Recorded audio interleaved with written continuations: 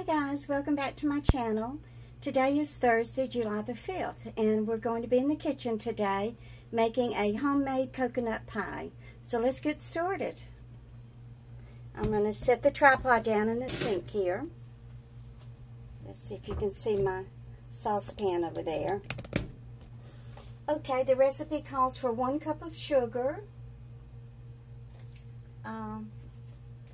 So we're going to put this in a saucepan. And then to that we're going to add 1/2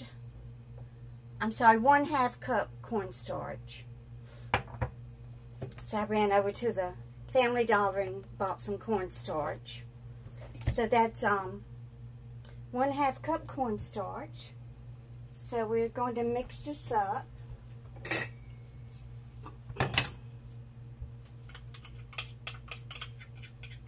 So how's everybody doing today? Did you have a lot of fun yesterday on the 4th? I hope so. I really didn't do much of anything. I think I'll be better off to mix that with a spoon. So let me go back with my spoon. Okay, this is a very simple recipe and it's very delicious.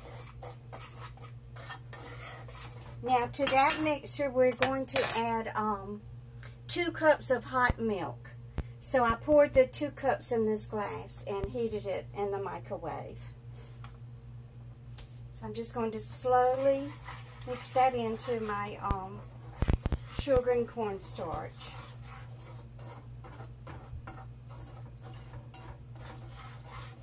You know, I went and did all my shopping the other day at Walmart, and I really wanted to buy ice cream and candy bars and all that good stuff to have around the house, but I figured I'd be better off to leave that in the store and just bring home the ingredients that I needed to make a pie. So I picked up this pack of great value coconut flakes. Okay, now it says to mix sugar in the cornstarch, add hot milk slowly, and then it calls for 3 eggs. What you want to do is separate the yolks from the whites, because with the whites we're going to make meringue. So I'm going to go ahead and turn the burner on and let it start warming this up. So I beat my egg yolks. We're just going to add that to the mixture. And then just let it cook until it gets thick.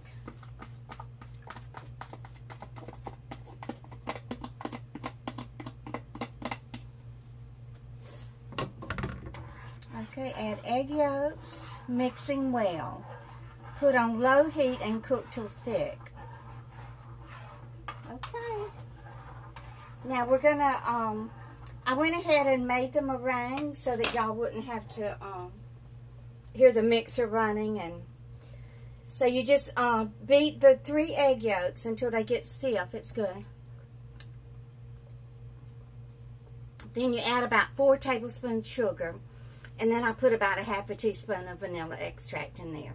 So the meringue is ready, and we'll put that on top of the pie mixture and then put it in the oven and let it get brown.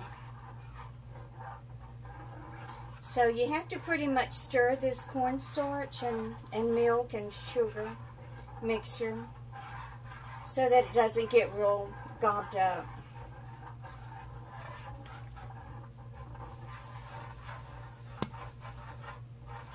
It's really too hot to be cooking in my kitchen. All I have is a little air conditioning unit in my window in the living room, but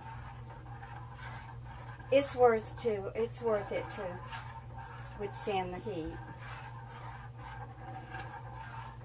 I guess I better turn the fire down just a little bit.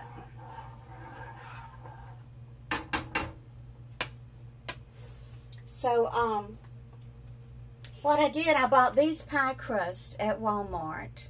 They were real cheap, probably $1.50.